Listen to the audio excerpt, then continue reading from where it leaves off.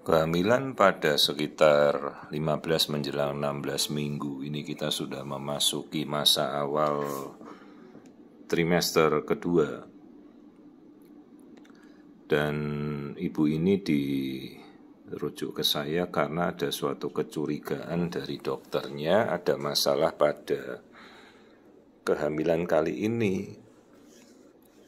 Jadi si ibu ini cuma disampaikan bahwa ada kecurigaan pada area tali pusat dan kemungkinan dari bagian plasenta atau ari-arinya yang mencurigakan ada sesuatu yang bermasalah gitu ya. Baiklah, kita mulai dari melihat semua keseluruhan, mulai dari melihat tulang hidung ya. Selalu jadi kebetulan ini kan masa kita trimester pertama udah lewat, jadi ya ulangilah kita cek semua. Tulang hidung ibu-ibu harus tahu ya, jadi itu kegunaannya untuk kita mendeteksi Down syndrome. Ya, dan pemeriksaan tulang hidung juga kita gabung dengan memeriksa tengkuk atau nuchal thickness. Ketebalan tengkuk itu harus selalu kita cek ya, untuk tahu tebalnya batas tengkuk itu kita pakai kan ya di bawah 2,5 mili ya.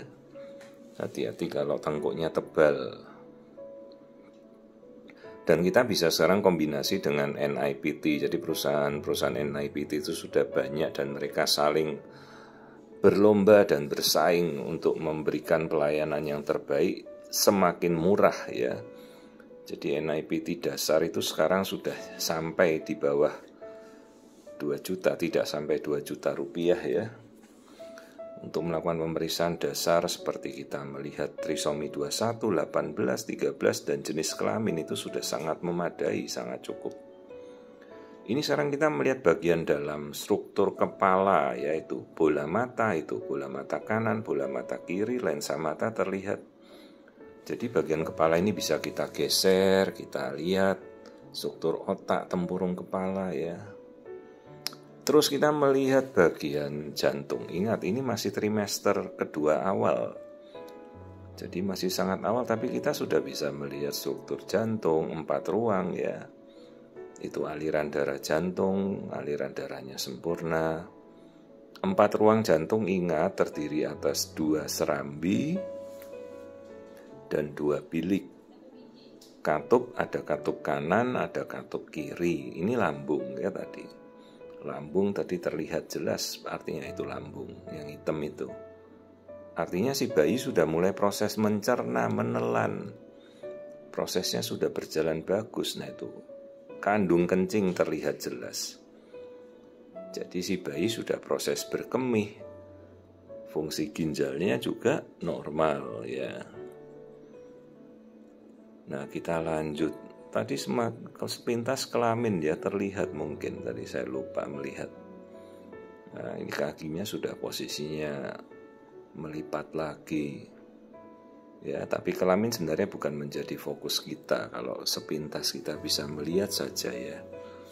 Nanti juga masih ada waktu untuk kita melihat kelamin gitu. Nah, sekarang kita dalam posisi memanjang tulang belakang. Nah, tulang belakangnya lurus, bagus. Yuk kita melihat struktur jantung, atau kita melihat tulang belakang dulu juga bisa. Tergantung mana posisi yang memadai dari si bayi.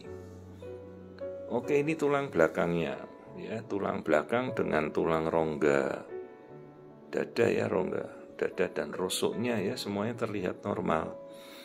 Tidak ada masalah. Selanjutnya kita masih melihat dulu yang mungkin bisa ditunjukkan. Kelamin belum mau dia.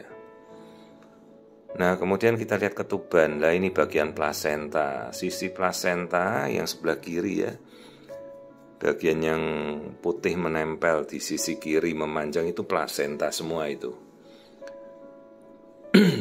Nah, kita mau lihat apa sih yang dicurigai oleh dokter yang mengirim itu. Kok kecuriganya katanya ada benjolan di tali pusat. Apa benar di tali pusat? Sementara tadi kita lihat bagian perutnya bayi baik-baik saja, kok nggak ada apa-apa. Nah ini masih kita melihat bagian dari detak jantung ya. Terus saya melihat bagian depan dinding perutnya bayi juga normal, nggak ada apa-apa.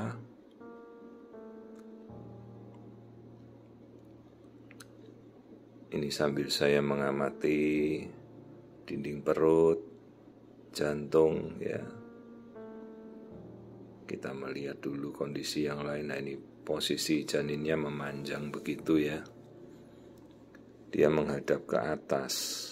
Oke. Ya, jadi struktur dari seluruh tulang belakangnya normal. Rongga dada, tempatnya jantung dan paru-paru juga normal. Nah, kita melihat aliran darah bayi, fungsi jantungnya ke seluruh tubuhnya ya, kita lihat. Ini aliran darah ya. Dari jantung yang memanjang ke bawah itu namanya aorta, itu pembuluh darah utama di tubuh kita.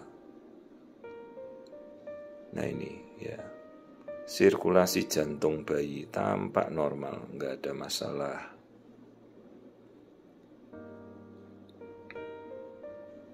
Pelan-pelan kalau kita sempat tuh kita selalu mengamati fungsi pompa jantungnya bayi.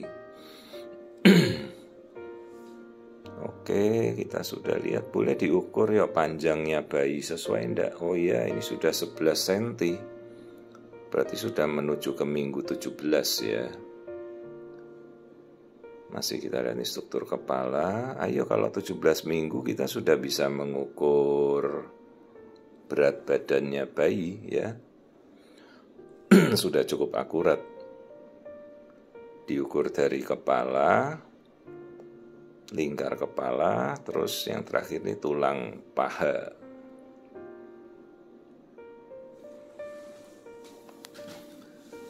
Nah, pelan-pelan kita ngambil tulang pahanya setepat mungkin. Ya, itu sudah tepat, cukup. Ukur mulai dari mengukur diameter kepala. Nah, ini. Kemudian lingkar kepala. Baru ini kita ngukur lingkar perut dan tulang paha, ya. Nah, kemudian kita cocokkan datanya, koreksi ini sudah masuk ke minggu 16 jalan 17 gitu. Sementara tadi kita sudah lihat ya bagian dari anatominya, coba lihat nih mukanya masih bisa kita lihat enggak. Nah, itu wajahnya bayi ya, kelihatan semuanya normal. Jadi secara keseluruhan saya tidak melihat ada kelainan apapun pada tubuh bayi ya. Nanti yang kita lihat kecurigaan pada plasenta atau area-area yang kita amati. Nah, itu lensa mata ya, hidung, bibir, dagu kelihatan jelas ya, aman semua, tidak ada celah dari bibir. Oke, nah ini kita lihat sekarang, baru kita lihat plasenta. Nah, ini benjolan yang hitam yang kita bidik itu ternyata plasentanya bukan ada benjolan atau kista, itu adalah perdarahan di plasenta. Namanya hematom subplasental hematom. Jadi ada darah yang tertimbun di dalam plasenta ya. Apakah karena pergerakan ibunya, mungkin dia tidak istirahat, kebentur sesuatu, ketendang bayi mungkin saja ya, kekuatan bayi mungkin belum cukup, tapi bisa saja sih dia menendang bagian plasentanya sendiri ya, bisa saja. Berapa senti itu? Sekitar 1,3 senti itu bekuan darah. Dok, perlu diapakan? Ya nggak perlu diapa-apakan. Ibunya juga nggak ada keluhan, nggak ada perdarahan kok. Perlu dikasih anti kontraksi kalau ibunya ada kencang, kita berikan. Dok, perlu dikasih anti perdarahan? Ya boleh saja, tapi lebih intinya kalau nggak ada kontraksi ya biarkan saja secara natural ya. Ini yang kita bidik. Nah, itu kelihatan ada jendolan benjolan di atasnya plasenta. Jadi ini adalah hematom, suatu kumpulan darah yang berada dalam sebuah cekungan gitu ya, kayak bola kubah begitu. Nah, itu dia. hematom subplasenta. Dok, ini kalau perdarahannya tidak reda dia makin banyak. Ya bisa saja. Efeknya apa? Ya harus mengendap ya, membeku sendiri. Kalau tidak bisa keluar dalam bentuk ibunya ada ngeflek atau darah banyak. Berbahaya ya relatif. Kalau dia bisa kempes sendiri, reda sendiri ya nggak bikin apa-apa. Tapi kalau semakin banyak kan posisi plasenta yang lain-lain dia bisa lepas ya karena darah semua isinya. Jadi dianjurkan ya istirahat, berikan obat anti kontraksi. Nah itu yang kayak bentuknya bulat itu hematom subplasenta. Ada lagi jenis hematom yang lain di bawahnya rahim ya, jadi hematom subkorionik juga bisa.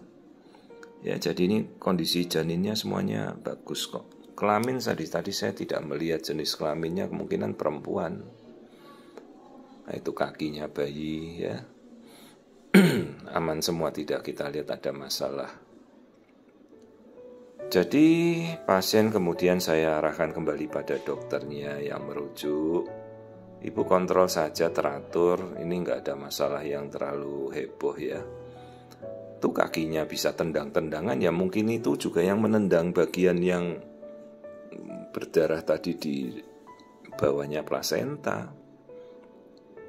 Kalau hamilnya semakin besar saja bayi juga bisa menendang sampai ari-ari jebol ya kalau plasenta previa. Nah ini yang kita lihat warna-warni ini namanya tali pusat. Boleh kita ukur ya aliran darah dari tali pusat. Untuk melihat fungsi dari aliran darah dari plasenta ke bayi, ya itu tali pusatnya diukur. Ya, kadang-kadang ada simpul atau ada lilitan ya. Aliran darahnya normal. Tidak ada masalah. Jadi sudah kita lihat nih, kita boleh melihat kalau mau melihat tampilan tali pusat itu kayak apa sih bentuknya. Ya ini tali pusatnya bayi. Nah itu dia tali pusat.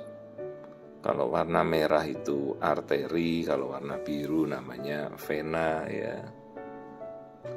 Kalau sempat kita periksa ya kita ukur. Nah itu. Jadi kita bisa tahu kalau ada simpul, lilitan atau yang tali pusatnya berpilin-pilin kayak kabel telepon itu ya. Itu juga berisiko. Ya, jadi ini kehamilannya semuanya normal, saya nggak melihat ada kelainan apa-apa. Ini minggunya sudah memasuki 16-17 minggu, jadi sudah masuk awal dari trimester kedua.